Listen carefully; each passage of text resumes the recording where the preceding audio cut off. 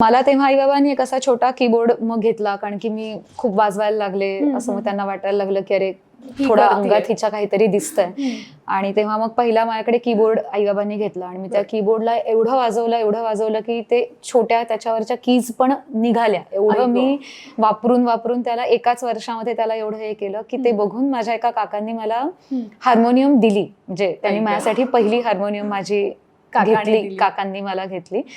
आणि तेव्हापासून असं झालं की ह्या मुलीला संगीतातलं काहीतरी तर येतंय, म्हणजे तिला काहीतरी खुणावतंय, पण काय ते माहिती नव्हतं. मग पुण्यामध्ये आम्ही नंतर पहिलीमध्ये शिफ्ट झाल्यानंतर आई बाबांनी गाण्याच्या क्लाससाठी आम्ही शोधत होतो की काय करायचं, कुठे जाऊ शकतो.